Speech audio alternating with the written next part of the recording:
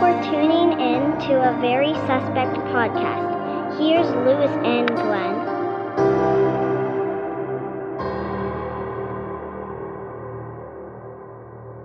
All right. Welcome to the second episode of a Very Suspect podcast. And it's kind of going to be, I guess, sort of the second part of just Suspect video recollections, I guess, right? Sure. Yeah. I mean, we were talking about the Inception.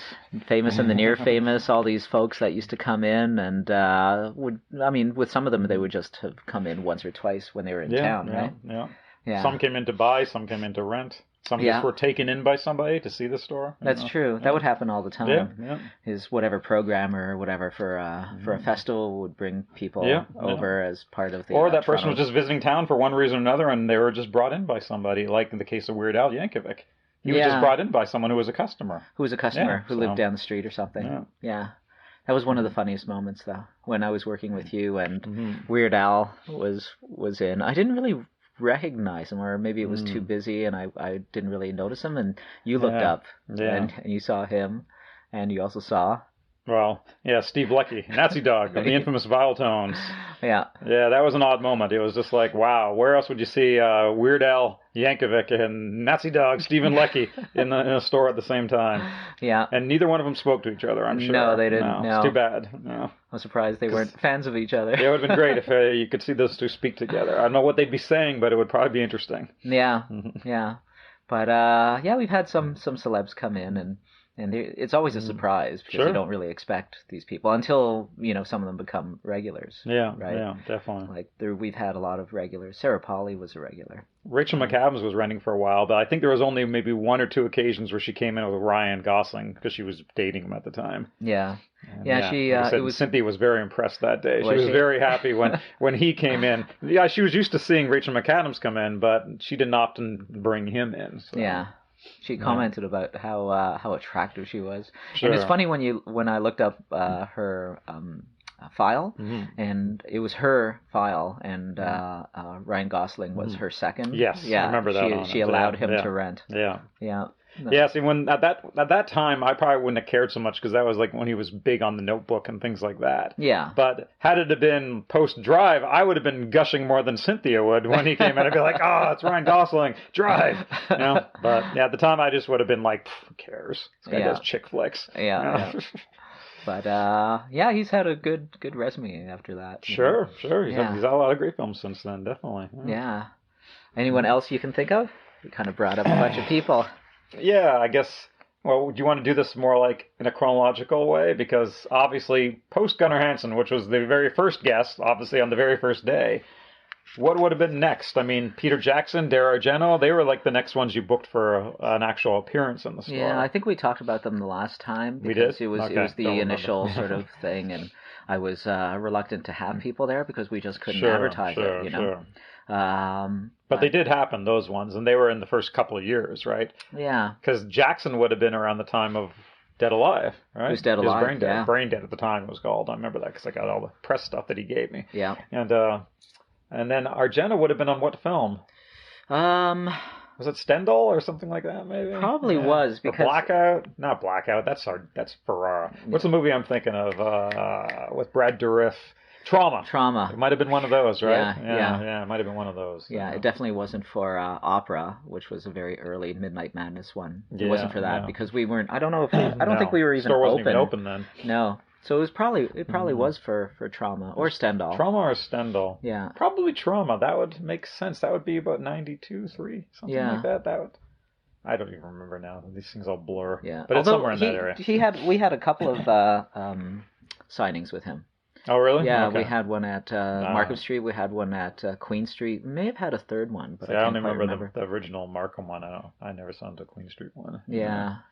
For a little while, because Queen Street store was bigger, we would have signings down there. Sure. Like Misty Monday was down there. Mary Warnock was down there. Mary Warnock, yeah. John Cryer. John Cryer? Okay, I don't remember that. Yeah, that was pre... 2.5 Men, or as my mom calls it, 2 men and a half a man. Sure. Which vaguely makes it sound like some kind of mob hit comedy or something. Yeah. And so Peter Jackson, and Jenna were earlier ones. Was what became after that though for Markham? Like, what was the next autograph thing? It must have been a while down the line. It was, yeah. Because we couldn't afford to really bring anybody. It was only when people were in town. I can't think of what the next one would have been up there. Yeah, well... other than me. You. Yeah. That was early 93. I'd put out my zine called Goop, which was all about the Jim Jonestown massacre. Yeah.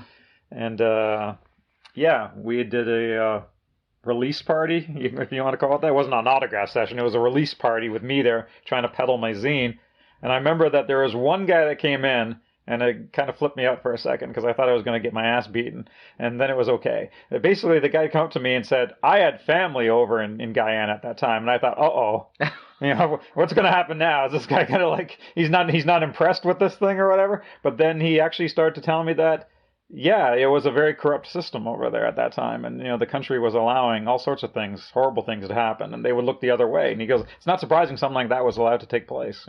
Everything goes, it was so corrupt at that time. And so he came along because he saw it listed. And I guess he saw maybe we took out an ad somewhere or left a flyer in the store or something. I don't know what it was, but yeah. I remember Jonestown pretty well. I mean, it was a huge story, and I was old enough to really know what was going on. But I read a lot of stuff that I hadn't read before in your zine. Sure. Well, there's a lot of conspiracy theory type stuff in there too, and also it was more or less to cover the pop culture aspect of it too. All the movies based on it, all the songs written about it, all that kind of thing. Comic book artwork, things of that nature. Yeah. So yeah. And you also served. I don't. Yeah. Did we serve Kool-Aid? Yeah, I think we did. Yeah. Well, you had packets. Well, we had the packets that came with the magazine because it was in a silkscreen bag, and it came with a package of Kool-Aid. And I think we did give out Kool-Aid that day too. Yeah. And do you remember what flavor?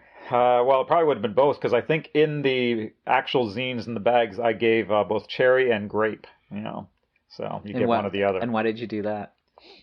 No real reason. Oh no! No, I thought it was kind of debatable as to which flavor was served. I think what I heard is that it was a mix. Some people said that it wasn't just one flavor, but who knows for sure, right? Yeah. How do they know for sure? Yeah, that's true. Everyone who drank it isn't telling any stories about that. So, but apparently, I guess a couple of the survivors said it was a mix of things, but who knows? Pretty crazy.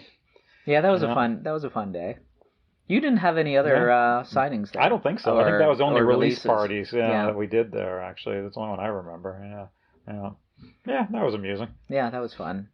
Yeah. But then after that, it seems like there was quite a big gap. I guess because you said they were all hopping down at the Queen Street store. Any sort of appearance we would have with somebody would be down there. Yeah. Like Jim Van Bebber, like he was at that store, but that wasn't even really a personal appearance, right? Did he just come in? Yeah, he was here for. He was probably like maybe Fantasia. I can't remember what he was here for. Yeah, I think it was Fantasia. I think the first Fantasia in Toronto, they screened Deadbeat. Deadbeat at Dawn. Yeah. Yeah, it could have been that, or it would have been too early for like some kind of early cut of Manson. Well, years later when the Manson thing was shown at the Blur, I don't even think he was there. I mean, I remember going to that screening, but I don't think he was even in attendance. Yeah. He's very proudly a redneck. Yeah, that's I mean, you've told me stories about him. Some stories you probably don't want to share here. Maybe not, but yeah, he came down to the Queen Street store, and it was after we were closed, and I showed him around, and we had a bunch of drinks down there, and and he spouted out, I don't know. Suffice to say, he's not a big fan of hip-hop. No, he's not. Sure. No, he does not like hip-hop. He likes his classic rock, I guess. Yeah, so we played that for him, and... Play some Zeppelin, he's happy, right? Or some Sabbath or whatever. He's okay. Totally, yeah. You turn off the Ice Cube, right? He doesn't want that. No. Oh, he was not happy with that. So we switched it for him. What about Misty Mundy? She was there, obviously, for an autograph session. What were they pushing at that time? Like, what was the new thing? Was it just all some of that retro Seduction stuff that she was doing? Yeah, the newer films? Seduction was up, and they did a fan expo, which was kind of weird. I don't know. They haven't been back since. I don't think they were here before that. No. And Misty Monday was there, and it was arranged by Robert. I guess he was kind of chatting with them and said, "Do you want to do an autograph session. And, makes sense. And so they all came up, and it was her and another one of the seduction girls whose name escapes me. And yeah, she was very, very quiet. Most people don't know Misty Monday. No, like she kind of stopped the whole sexploitation stuff to go legit, but I don't know how that worked out. Yeah, she was in a couple of films that had more of a budget, obviously, than any of the retro stuff, but retro seduction line or whatever. Yeah. But what was that movie she was in? That was she was in under her real name of Erin Brown, right? She wasn't using Misty Monday when she was doing legit or closer to legit movies. Right. There was a movie that she was in that was based on one of the novels by that crime writer. You know, there was a couple adaptations. There was the one about the woman who was abusing the stepchildren. Oh, yeah, what was that movie called? Jack Ketchum? Yes, Ketchum's, it was the Ketchum stuff? things. And there was two Ketchum films that had come out back to back, and Misty Monday was in one of them, but not the one I'm trying to figure out the name of. I can't figure the names of either one of them. was called, I think, Girl Next Door or something Girl like Next that. Door is the one she wasn't in. Yeah, that's the one. And then there was another one that was based on Ketchum as well that had come out around the same time. But like the feral kind of tribe, sort of a Sonny Bean type of thing? No, I think it was about one male character, and he was kind of a psychotic, and yeah, but I can't remember what that thing was called. Was it like The Hunted or something? I don't know. It's vague. But anyways, I think she appears at the beginning of that movie, if I remember correctly, like out in the woods, and I think she's chased down the street nude. Oh, really? Yeah, I think that's her scene, but she's credited as Erin Brown, which I guess is her real name, obviously. That's funny. But yeah. Yeah, she actually her appearance, like they filmed her appearance at the Queen Street store. Oh, really? Yeah, and it's on a supplement of a film that I guess she directed. It was I think a short or something like that. Okay. So I have to put it in the notes in terms of which film that was. Because I know for the Ketchum things, like there was two that were made pretty close together, you know, and The Girl Next Door was the better one. But then the other one... Let's see. Yeah. I'm lost on it. I'm gonna look it up. Voodoo Blues is the one that she directed. That you know, like her appearance is there. And let's see. I'm gonna consult IMDb. Midnight Massacre. I'm thinking an H in the title for the main word, but I can't remember what it is. It's not Hunting Party or anything like that. I feel like the word hunt might be in it, but I'm probably wrong. Yeah, I don't see it here. Yeah. Anyway, it's one of the Ketchum novels turned into a feature. Yeah, she was nice. She was very quiet when she was down there, and kind of, you know, a little bit out of it. Maybe she was tired. Okay. Let's say she was tired. Sure. Yeah. Sure. Yeah, definitely. So who else? I mean, obviously Sam Jackson. Did we talk about Sam Jackson last time? We might have. You might have. If we did, I'll cut it out of this. But yeah, he was really nice.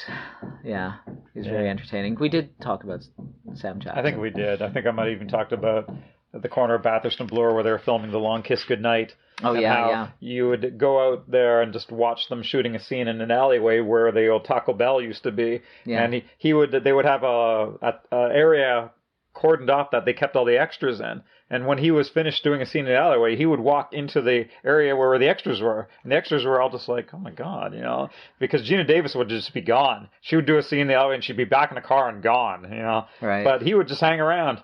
And I remember at one point, like, he just wandered out to the corner, and I was there with Dave, and we're just like, there's Sam just right there on the corner. So let's go over and talk to him.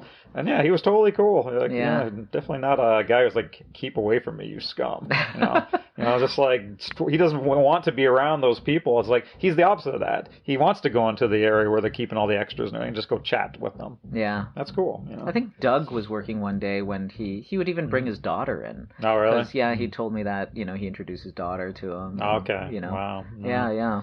Yeah, no, definitely just a really sort of ordinary, down-to-earth kind of guy. You know? Yeah.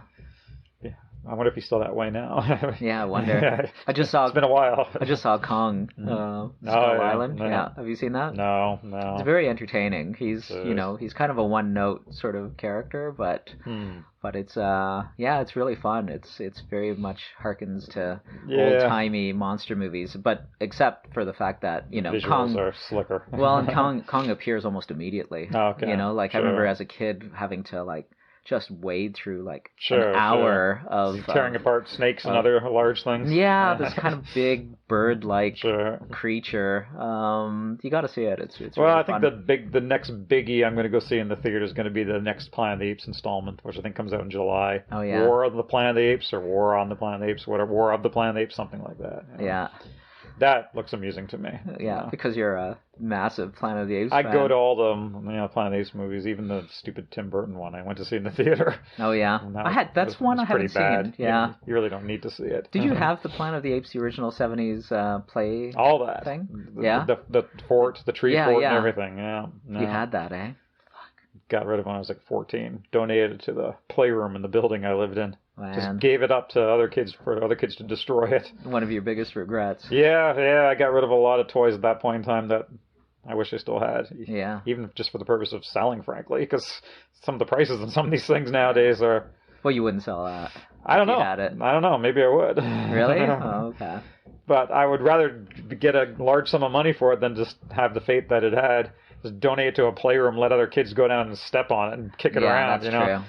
Yeah. I remember I was a big fan of the movies and the TV series. For I like the TV series too. Yeah, and for Christmas one year, Santa, my parents, gave me a Dr. Zaius figure. Sure. Except it was a knockoff Dr. Zaius figure. Okay. And it's a typical kind of 70s parent thing where they must have looked at it and it's much cheaper. Sure. And they thought, well, fuck, it's the same figure, but it ain't when you get it. I wouldn't you open it up and it's like, what the shit? Yeah, I wouldn't have stood for that. I mean, I still really liked it because fuck, I was an only child. It's a toy, you know. So I was very specific. Were you? You know, and I could be very specific when you're an only child too. It's like, here's what I'm looking for. Not some variation on that. I'm looking for that one. Yeah. Here's the company that put it out. This is the one I want. Yeah. Although the knockoffs are pretty lovable. The knockoffs are amusing in some ways. You know, it'd be nice to have them all. You know, you have the originals and the knockoffs. But if you're only going to have one of the two, you want the originals. You don't want the knockoffs. Yeah, that's true. Although aesthetically, sometimes, you know, especially when they combine two different properties,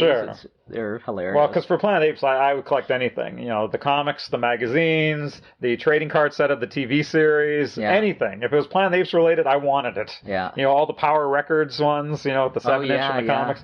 I want all that. And I had all that. If it was Planet of the Apes, I had it. The magazines were put out by Marvel, right? Yeah, they were. It was Marvel. Yeah. Did they have, like, Neil Adams covers and things, or no? No, I don't think so. No? I'm not sure who the cover artists were anymore. Oh, it's been so long since I've had any of those. But then, of course, there was the comic series from Marvel as well. Yeah. That Alfredo Alcala did a lot of artwork on, and those were great. Yeah. But then there was, like, so much. I mean, there was a Gold Key issue, I think, for Beneath the Planet of the Apes. They did a tie-in of that, a movie tie-in, just a one-shot. Really? Which I have still.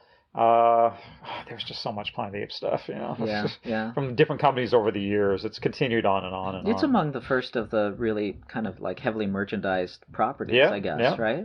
I still have the Viewmaster reels. Oh, yeah. Of the TV series, too. Yeah. Viewmaster was amazing. Yeah. Like, you know, the 3D that they would affect, you know, was just great.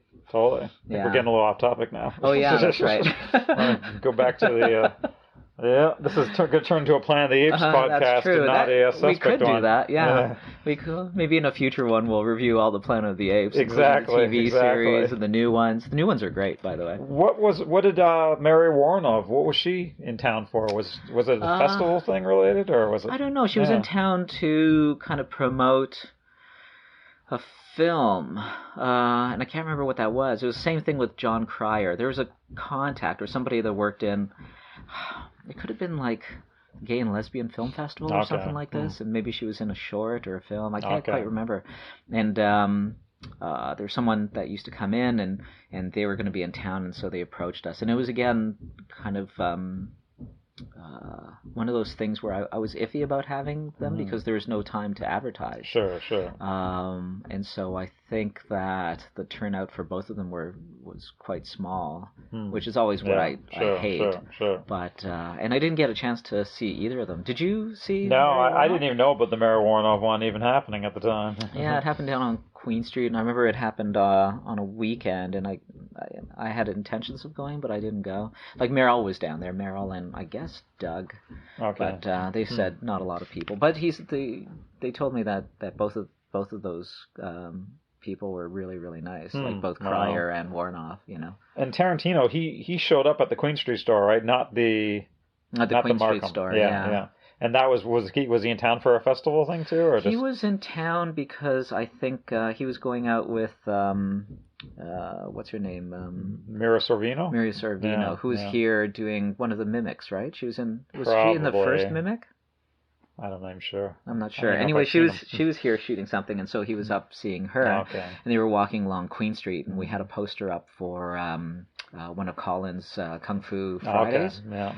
And he saw it, and he came in and asked about it, and asked, whether they were going to show it in 35 or where they were going to show it as well. And that was probably the only time I really descended into a total fanboy-ish kind of thing. I was just in awe because it was, pretty shortly after Pulp Fiction, right? And so did he go to Colin's? He did. Thing too? Yeah. He showed up.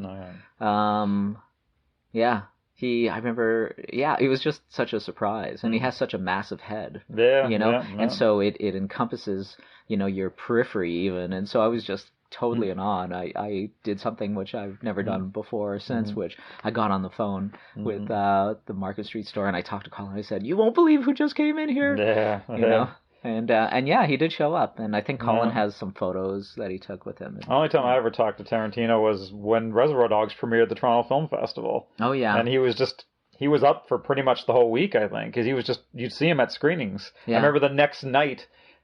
I remember his movie premiered at the Uptown One. Yeah. And the next night at the Uptown One was Abel Ferrara's Bad Lieutenant. And he was there to see that movie as well. And I remember at one point, when Bad Lieutenant ended, just being out, leaving the theater, going to the lobby area, and there's Abel Ferrara talking to Tarantino. And me and Dave just wandered over and started talking to those guys. And I had already been to the press office, so I had these black and white photo cards for Reservoir Dogs. There was, I think, 4 in the series. Right. And I had them on me just because I figured I'd see the guy again. So we walked up to him and said, "Hey, can you sign these for me?" And he signed them, and we talked about the movie. And I said, "These are the 2 best movies this year. And Reservoir Dogs and Bad Lieutenant, these are the best movies." And Abel stand there, and he's just like, yeah, of course, they're the best movies. And, it was just weird. But, they were so easy to talk to at that point, especially Tarantino, because he was so happy to talk to fans or anyone who liked his movie. Yeah. So, yeah. That was a good year, though. I think El Mariachi was that year, too, wasn't it? Probably, yeah. And I think Man Bites Dog was probably the same year. Yeah. And was Trees Lounge that year too? Because I remember, it might have been. I remember I went to the Bloor to see something, and I ended up taking a piss in the urinal next to Steve Buscemi. Okay. Yeah. And I looked over and I saw him. I said, "Hey, man, I saw you in Reservoir Dogs." Well, as you remember, really everybody from Reservoir Dogs cast was there, with the exception of Lawrence Tierney. Yeah. Everybody else was there. Madsen, Tim Roth, Harvey, everybody. They were all there. Yeah. Right? Yeah. So. Yeah, that was a really good year for the fest. Yeah, there was a lot of good stuff. There was probably a lot of good films in the Midnight Madness that year, I think, too. I mean, it was just it was a good era for a lot of that $1 and $2 million budgeted movies, right? There was a lot of that happening. Yeah. Whether it was like Hal Hartley or Jim Jarmusch or whatever, there was a lot of that kind of stuff happening where the budgets weren't huge, but the films were good. So, there's a real movement of independent cinema and a lot of. And the fact that some of the bigger studios were starting up their little subdivision studios, right, where they would release these $1 and $2 million movies and make sure they got distribution. And that unfortunately died by the late 90s, right? Yeah, there's different factors that kind of went into it. The bigger budgeted things, the wider releases for giant Hollywood blockbusters. Plus, there was a lot of. It's weird, in the early 90s, there was that, like we said, that big movement. Yeah. But then there was a lot of imitators after that. Sure, the number of Tarantino, imitators was just all over the place. To varying degrees. Some of them were really good. Like Love in a 45, I loved. There was various other ones. But then for every one really good one, there's, a dozen which just kind of were poor imitators. Yeah, do you remember that movie called Thirsty? Thursday? No. Thursday, I think it was called Thirsty. It played at the Toronto Film Festival. And it was that same sort of like crime caper kind of thing with a group of characters, and very Tarantino-esque. And I remember that the best thing about that movie was when the movie was over and the director took questions from the audience. And one of the people in the audience was Roger Ebert. Oh, yeah. And he slammed the movie unbelievably. Really? He started telling the director that he was a hack and you should never make a movie again, and that was horrible, and why did you make us sit through that garbage? Oh my it was God. unbelievable. People in the audience were even getting annoyed at Ebert. He seemed like he was just, I don't know what happened to him that day. Like, he was in a bad mood. Wow. He was just like laying into this guy, and I remember just going, wow, that is amazing. That's the best thing I've ever seen in the Toronto Film Festival. Ooh. And then maybe a close second to that would be, what's his face? Harmony Korine at Gummo. Why? What happened there? Total douchebag again. Was he really? Q&A comes, and he's just being a total asshole. I remember at one point some guy in the crowd asks a question, and this guy's got a really thick accent, and he's like, "These things you do, why do you do these things?" And Harmony Korine's going, "I don't know what these things you're referring to are. What are things, sir? I don't know what these things are." And everyone was just like going, "What an asshole." And I don't know what was Harmony Korine's deal was too, but he was a total douchebag that day. Oh man. We were just sitting there going, "Oh man, this is classic. This is a moment. This is a Toronto Film Festival moment too." It's like he's a douche, but this is great. Yeah. This is entertaining. It's like. I remember sometimes Abel Ferrara would show up. He would just be wasted. Really, yeah. After the blackout, he started ranting and raving about the reviews he was getting in Toronto newspapers of the movie. I remember when I saw him at the Q&A after that screening. He pulls out a sheet of paper from his pocket, and this was a review that was just in the paper the day before, and it wasn't that good. And he was reading the whole thing and saying, "What does this guy know? This guy knows nothing," and just ranting and raving about that. And that was Abel Ferrara. Yeah. But that was a great screening for me too, because I sat in the front row, and about 20 minutes before the end of the movie, Matthew Modine, who was in the movie, comes in and sits beside me, because he's going to be doing the Q&A with Abel. And so he's sitting there, and he's like, the movie ends, and he leans over to me and goes, "So what did you think? Is this your first Abel Ferrara film?" And I said, "Oh, no, I'm well familiar with Abel Ferrara." And then we just talked about the movie for 10 minutes, and then he had to go up and do the Q&A. Oh, that's but it was, cool. It was pretty bizarre. It was just I wasn't expecting it. This guy comes and sits beside me. I'm like, "I'm watching you on screen right now, and you're right beside me here." So... That was a good movie. I like that. It was a fun movie. Yeah. Hopper was ridiculous as could be expected in a movie like that. Yeah. Speaking of Hopper, that ties into another suspect, appearance, not appearance, but you could say celebrity appearance in the store, was the actor Eric Belfor was in town at one point shooting a movie, and he had just done that movie Hell Ride by Larry Bishop, which, Hopper's in with David Carradine and Vinnie Jones and a bunch of people. And so he was in town shooting a movie, and he opened up a membership. And I remember when he would come into rent, he would just want to rent exploitation movies. He would want to rent prison movies and biker movies because he'd just done a biker movie, so he was kind of into them at the time. And that was kind of entertaining because every time he'd come in, he'd go, "What do you got for me today?" I say, "What are you looking for?" And, it's like, maybe a women in prison movie or something. I say, "Okay," and I'd go and find him that. And he was pretty popular, I guess, at that time because he had done that Canadian movie Lie With Me. Or Clement Virgo, I guess it was who. I think he directed it. Yeah, and he was the male lead in that, and that was like a pretty torrid little drama, and. So I remember when he came in, I was like, "Wow, you're the guy from Hell Ride." That's pretty cool. And and I said that must have been a bizarre movie, working on with the Carradine and Hopper and everything. He said, "Oh yeah, Hopper is a little out there." He said, "Yeah." But now they're both dead. Yeah, exactly. Yeah. And Larry Bishop was a character, right? Because he was, he'd been small parts in biker movies in the 70s. And at this point, he decided he was going to write and direct and also star in this one. Yeah. So it was him making a biker movie as a throwback to what he was doing in the 70s when he was just a sort of a smaller bit character. Yeah. Hopper especially had a big career resurgence around that time. He was in a lot of good stuff. Definitely. But it was always cool when an actor would come into the store and just... even if there was just for a temporary time period when they're in town and start renting. I mean, obviously Sarah Polley lived here, but you would see her occasionally, and and even Sarah Polley come in, I would always think was kind of cool. Yeah. So, she was always really nice. Yeah, she was always really pleasant. Too. And, I think someone at the Queen Street store put up a Sarah Polley kind of picture. Oh, really? And said something like, "We love you, Sarah." Oh, okay. Yeah. So I always wondered what she would think about that. Yeah.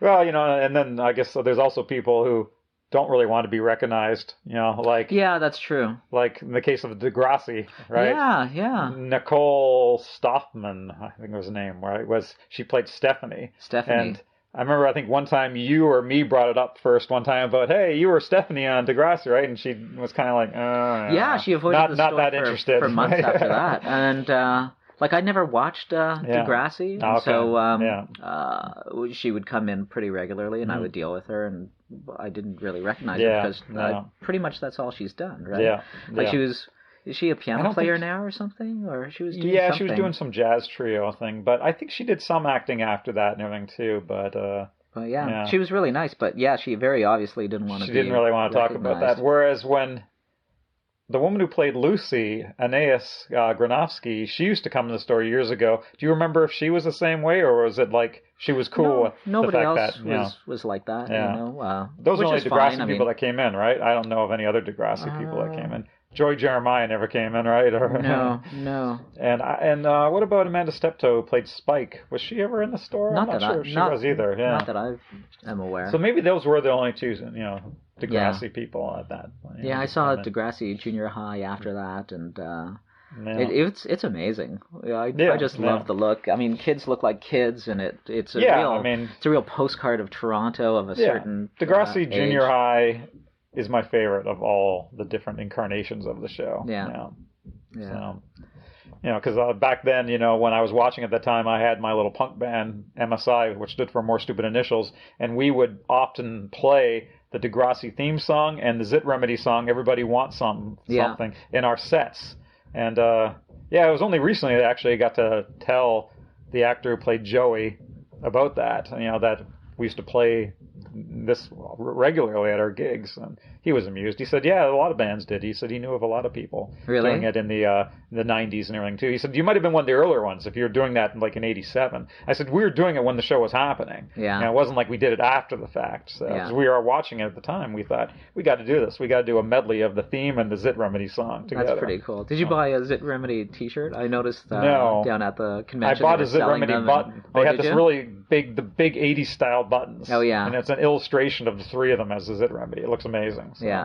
No mirror buttons, though, eh? No mirror buttons, but still that classic large 80s style button. So, it's pretty neat. So I had to buy that. But, and then I guess in terms of other people like that in the store, I mean, you said you had experiences with Guy Madden as well, right? He came in, he was, I wouldn't say a regular, but he's been in a few times, I only ever had one encounter with him in the store, and it was in the last couple of years. Oh, yeah. And he was in town, and I had to ask him about something that pertains to my particular interest, was that, are you going to be doing a movie with Sparks, the group? Oh, yeah. Because there was talk that they were going to be working together on a project. And he said, it might still happen, but not sure. And so it hasn't happened yet, but what did happen is the last Guy Madden film was called The Forbidden Room. Mm-hmm. And in that, which is comprised of a bunch of short stories, there's one story that stars Udo Kier, and the story has a song that plays during the entirety of the story, which is called The Final Derriere, and it's by Sparks. Really? And so basically, Udo Kier's character is a guy who's obsessed with women's asses. It's like the whole thing is just staring at asses, and eventually it becomes a problem for him, and he goes and gets a lobotomy. So they take out some of his brain, and he's still thinking about it.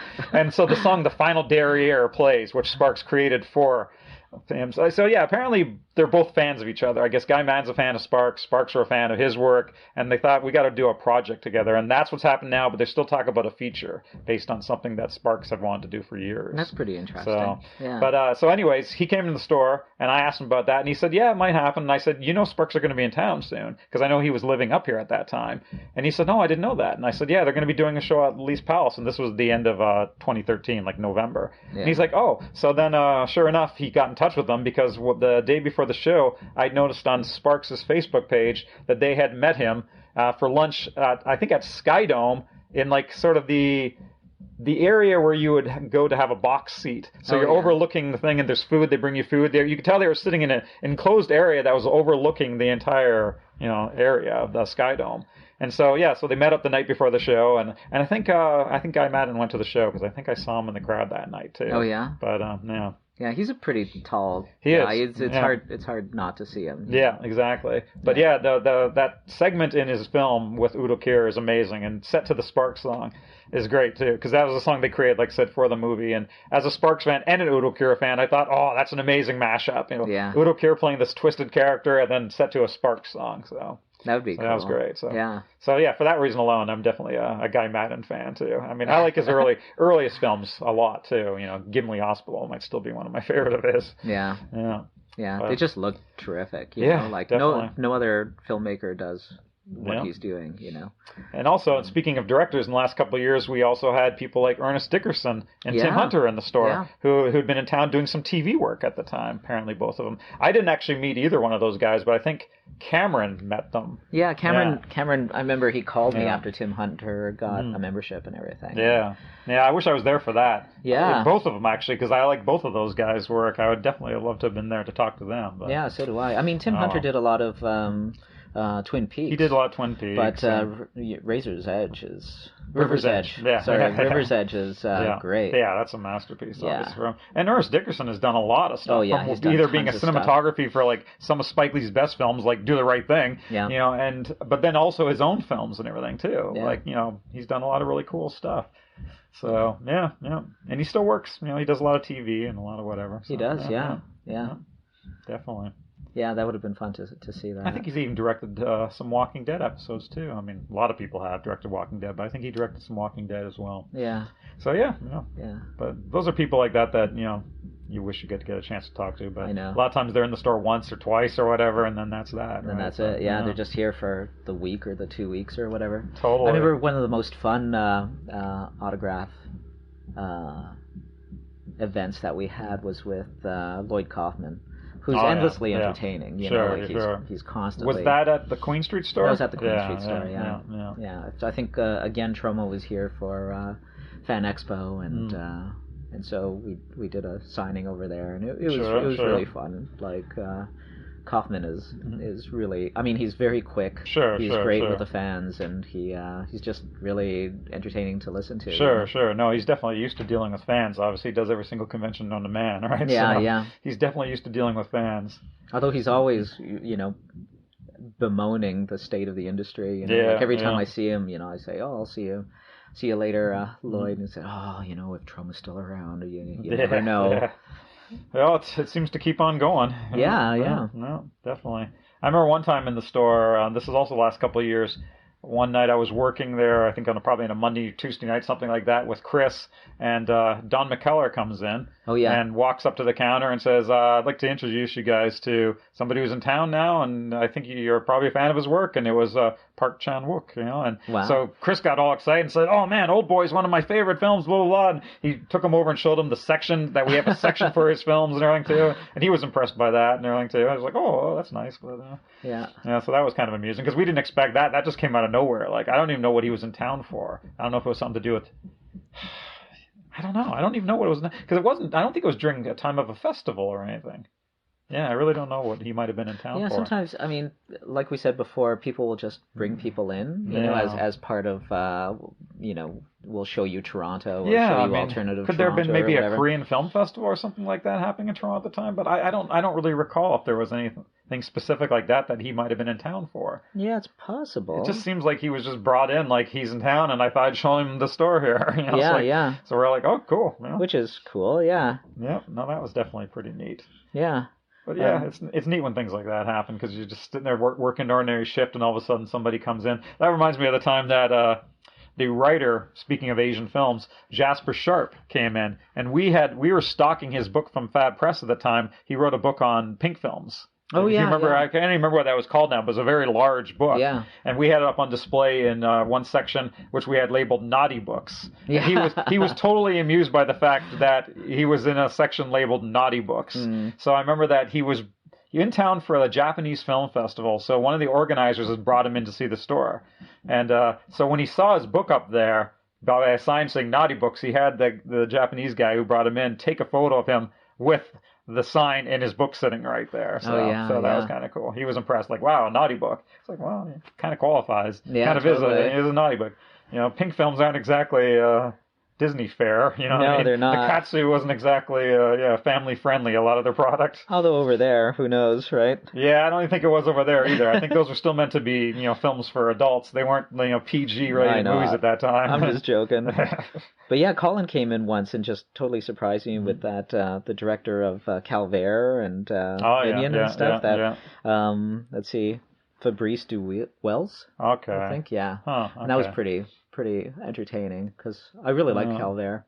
I don't even know if this is just some weird figment of my imagination that didn't actually happen, but I have some weird feeling that at some point around probably when it happened, when Man Bites Dog had screened, that guy had come into the store too. Yeah, I have a feeling like he came in the store like one time when I was in there. Like Benoit something? Yeah, I can't even, what was his name? I don't even remember now.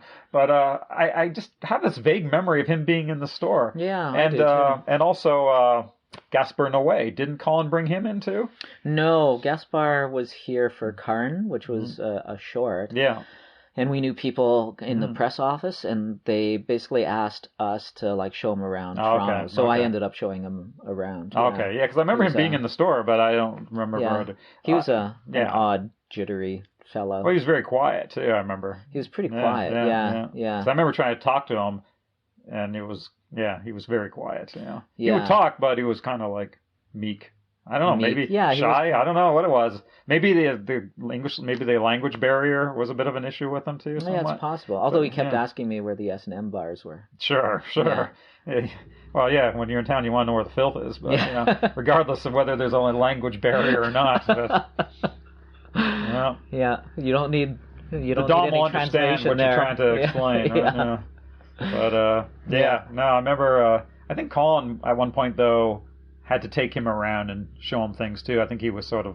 Yeah, maybe after that, because it would have been like for one of the later films or something. Well, it would have been the first feature, because obviously he came to town for the first time for Karn, and then he showed up for whatever that first film was even called now. I Stand Alone? That's it. Yeah. That's it. Yeah. And so, he was back in town for that too. I think he probably came to town all the time when his movies premiered here, didn't they? Yeah, possibly, yeah. Seems like he was always here for a while there. Yeah, I'm sure he was in town for Irreversible. Yeah. I think I saw that at the Uptown One. Did you? Yeah. I remember seeing that at the Uptown One and just, that way that movie begins, with the strobe lights and the murder and the club and everything. And everyone's just kind of like, what? And I think people were walking out, but... I'm sure that happens to most of his films when they play at a film festival. There's always a percentage of people who are going to get up and leave. It's it's pretty brutal. They have such a nihilist kind of feel too, and with that one, it's very obviously an assault on the senses, right? Well, especially that opening scene with the strobes driving you nuts. But then again, he has the thing about strobes. That's true. Man has a hard on for strobes, definitely. Yeah. It's like I gotta have strobes. It seems to be like there's got to be a scene where there's strobes going. That's true. It totally is his thing, but. Well, he really likes disorienting the audience. Sure. And a 7-minute rape scene isn't going to be everybody's cup of tea either, right? No, that's true.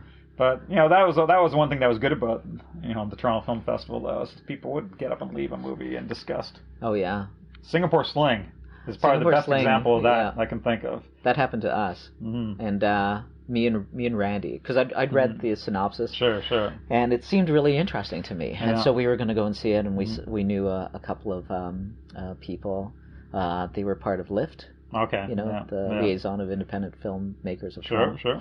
And I remember one of them was the director, and she turned to me and said, "What are you guys going to go and see?" And then we said we're going to see Singapore Sling. But this was back at a time when you could decide to see something and go and see it. You just line up and go in, or chances are I went to the second screening, and the theater was half empty to begin with. Yeah. I mean, it was a quarter empty by the time the movie was going. With TIFF, it was like that. You could just decide. It's not like it is now. And so we went to see it, and they must have left about 20, 30 minutes into it. And I remember not only did the detective shows up at the house, so 2 women, that's when things go downhill. Well, not only did they leave, but I think one of them turned to us and said, "I'm never going to forget this." Yeah, exactly. Yeah, a lot of people left. Like I said, I didn't see the first screening even. I saw the second screening, but the amount of people that walked out, it was a mid-afternoon screening. Yeah. The amount of people that just got up and bailed halfway through the movie once all the vomiting and everything started. It was amazing. Yeah. It was just like, look at everybody file out of here. We're just like, weaklings. We're like pansies. We're leaving. I was like, come on. Yeah. It's sort of like, in more recent years, even people going to see a movie like Antichrist, and apparently people storming out, or I hear all these stories, you don't even know how true they are, but somebody vomited, somebody passed out. Yeah. Really? With that kind of stuff, are they vomiting because they're just maybe they're sick, maybe they have something that's bothering them, and now that's making it worse. I assume that's the case. They're passing out because they're not eating, because they're running from stupid movie to stupid movie. Yeah. That's probably why they're exhausted. Yeah, probably. It's probably not because of that, but And if it is because of that, then maybe they should, if they're that sensitive, they should look into movies before they go see them. Yeah. Yeah. A movie's called Antichrist. You might want to kind of have an idea what you're walking into, wouldn't you? Yeah. And especially if you've seen his previous films. Sure. He likes to provoke. Do they think with, his body of work and the title like Antichrist, it's going to be Bambi? I think if your movie's called Antichrist, you might want to read into it a little bit and see what you're getting into. And, I mean, I think it's one of his better movies, honestly. I love that movie. Yeah. That's actually one of my favorite Von Trier movies, for sure. Yeah. I remember we had, just in the last couple of years, we had a surprise bunch of guys that came into the store, and I didn't recognize them, but I dealt with them. They came in and they were looking around, they were asking about different movies, and they bought a bunch of stuff, and they bought some books as well and everything. And then they left, and one of the party came back and said, "Oh, those guys, do you know who they were?" And I said, "No." I was like, "Well, they would never, say this, but they're Gwar, and I'm one of the slaves, and I just wanted to come back and say, like, we really like your place, and we're performing tonight, and if any of you want to come, we can put you on the guest list and stuff." And I said, "Oh shit!" But I was unable to go. I think I called a few people, but it was just too short a notice. Wow. But they were really nice. And then, I only ever saw Gwar, I think, a couple times back in the very early days. I think their first 2 times in Toronto. First show was at the Diamond, which of course is now the Phoenix, but I was there. And then I think they came back a year later and played Lee's Palace. And so that was the first 2 times I saw them. I don't know what year that was, 90? Something like that? It was earlier on, definitely, in the career. Yeah, they were always a lot of fun. Yeah. Mindless, stupid entertainment. That whole Jerry Springer thing they did was hilarious. Do you remember that? I remember that, really. They were on Jerry Springer. Oh, really? Okay, yeah, and then they showed a clip of, they did some performance, I guess, wherever the Springer show was shot. Sure. And Springer went on stage and got eaten by that one monster that they had. Springer would obviously like to have all that kind of stuff on. He put G.G. Allen on or whatever. Oh, all those kind of things. Well, he had El Duce, didn't he? Wasn't that Springer?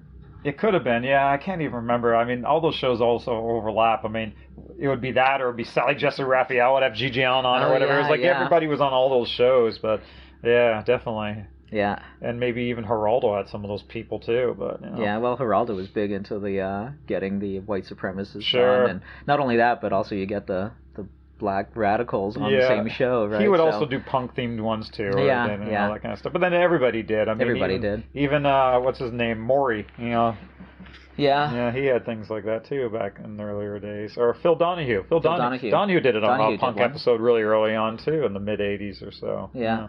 Early mid-'80s. Yeah, no, I think that was normal back then. Yeah, to have those kinds of people on. Yeah. Fun stuff. So anyone else you can think of? I think we've covered a bunch of them, but there might still be others. I remember I had a really funny moment where, I was working by myself, and some guy came in and he looked around and he came up and asked what it took to get a membership. And I told him what it took, and we had a poster up of that Lock, Stock, and Two Smoking Barrels. Yeah. And he said, "Well, I don't have that information, but I'm this guy over here," and it was the redheaded guy from the movie. Okay. And I looked at the poster and looked at him, and I thought, that's pretty cool. I told him, I really like the movie, and you're really good in it, but I still need ID. But that was pretty funny. Funny, yeah. Yeah.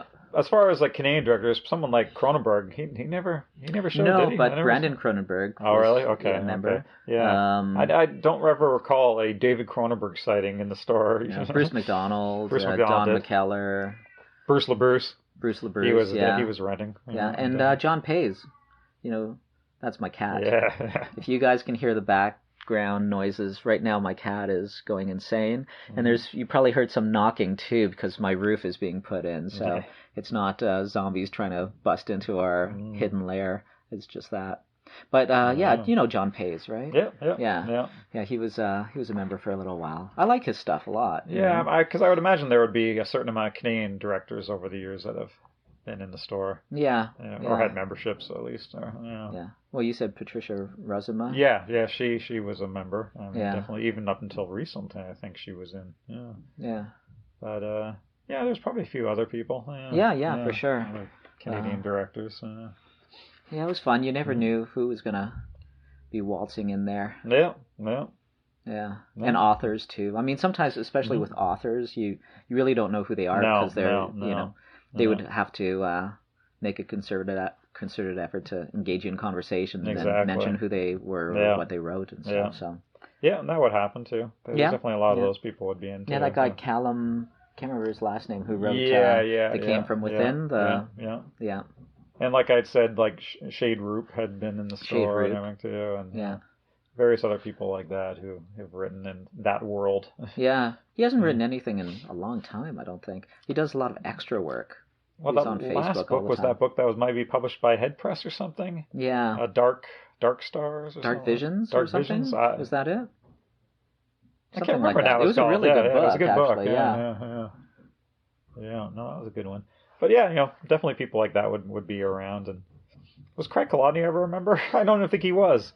I think so. Crad was he even around when we first opened? Yeah, definitely. Because, I mean, it opened in 91. 91. Well, when did he leave Toronto? He never left. He didn't? He was there up until he died. He was here. I thought he moved to the States. No. No. He moved up from the States. Yeah, I knew that. Yeah, but I thought he moved back down. No, he never moved. Yeah, he stayed up here. He died up here. Yeah. 3 years ago. Yeah. Yeah, someone should. But I know he was around because he would be in the area and he would come by the store and he would go into like the beguiling and everything. I remember he'd be around, definitely. But I don't think he ever rented anything. I don't think he was a renter, No. I think people just gave him movies and things like that. He knew people and, here's some porn, crad, things like that. Well, the comic guys would come in too, but not necessarily for rent, to buy some stuff, Seth and Chester Brown and Joe Matt. Yeah, that's true. Yeah, I got along with Joe Matt really well. He was a really fun guy. Yeah, Joe Matt was nice. Yeah. He was always pleasant to me. Always entertaining. Yeah. He liked porn, right? So we had something in common. Yeah, he did, yeah. Yeah, definitely. Yeah, I wish he hasn't released a comic in ages, eh? Oh, yeah, he seems to have given that all up, it looks like. I don't know what he's doing now. Yeah, it's too bad. He's done. Well, I don't know if there's anyone else you can think of that we haven't covered. Seems like we've mentioned a lot of the people that were obvious. Well, we didn't. Karen Black. That was probably the last autograph session you had at the store. It had to be, right? Probably. That was probably the last one, because what year would that have been? That was 2010, maybe? 2009? That long ago? Yeah, I guess it was probably. Yeah. I was thinking it might have been more recent than that, but I guess it was quite a while back. Yeah. And that was probably the last, right? Because she died like a few years later, I guess, right? Yeah, I guess so. Yeah. She was really nice. Not a lot of people showed up. Again, it was kind of, I don't know.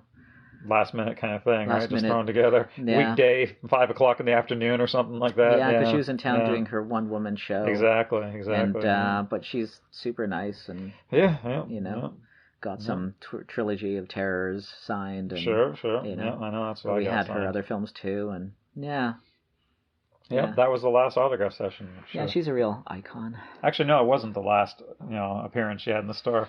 Last appearance she had in the store was John Oswald. Oh yeah, that was afterwards, right? He came in on a Saturday and it was one of the biggest blizzards we'd had in a while. So and he was giving out free DVDs, right? Yeah, he was giving out his free DVD. His recent one. Yeah. I was pretty excited about John Oswald. Plunder Phonics was a big thing when I was going to school. Yeah. A lot of people probably don't remember the name unless they're of a certain age, and then they would remember the name. Yeah. I mean, people know Negativland more than Oswald, sure. Because it's a Canadian thing. The Negativland thing spread more internationally. Yeah. But, his thing was I mean, he got a lot of attention for it at the time, though. Oh, he did. He was in that documentary, right? Sonic Outlaws. Yeah. And actually, I saw a Canadian thing recently. One of those John Grayson movies called Uncut.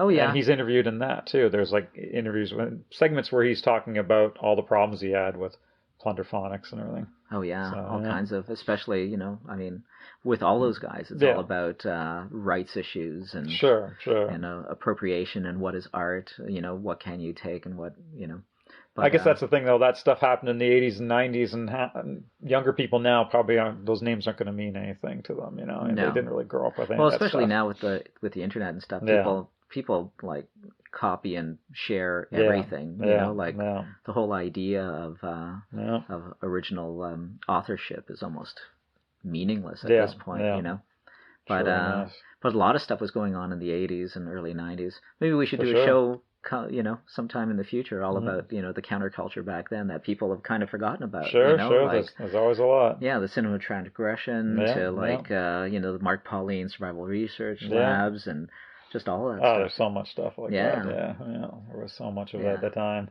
Yeah, a lot of really subversive kind of stuff that's largely forgotten today. Yeah, a lot of it has fallen by the wayside. I think that would be a good show. Sure. Yeah. Well, there's always a lot more ideas to do. A lot more. Whether people listen or not is another issue. I think we should do one. This is something that pertains to interests that we both had when we were very young. What? We can talk about the glory days, and we can shit on the present days and everything that led up to the present day. We do one on Kiss. Yeah. That was because basically we both were Kiss fans from a young age, and we can talk about the good days, the mediocre days, and the bad days. Yeah. You know, it's an interesting story, obviously, with Kiss. It is, because they were hugely influential to me, you know, I mean, in a lot of ways, it was a large degree of a gateway to music for a lot of, I got a title for it. Fans. We can call it Considering Kiss. Yeah. And we can talk about, you know, what we think was good and what we think was bad. Because there's a lot in both sides, I think, of the equation there. Yeah. There's a lot of good, and there's a lot of, like, what are you thinking? You know? Yeah. From Kiss to Piss. Yeah. God. From Kiss to Kiss off. You know? Yeah. Yeah, that would be a good one.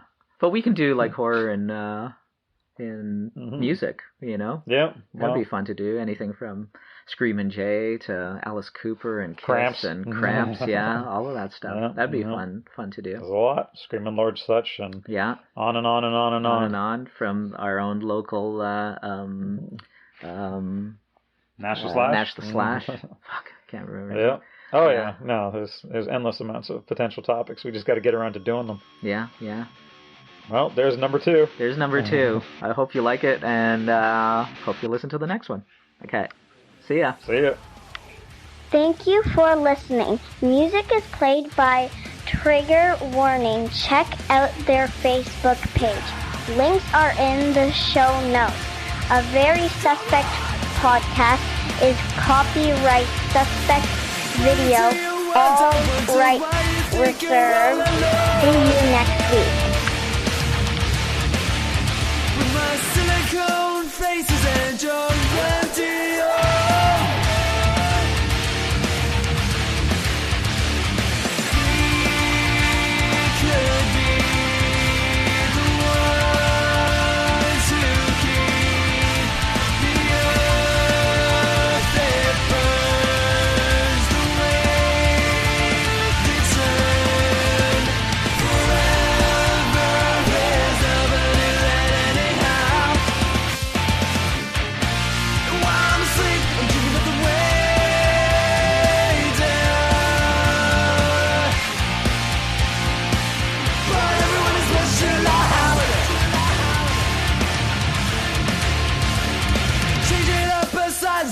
that it's been lost some time ago. Maybe you'll realize you never found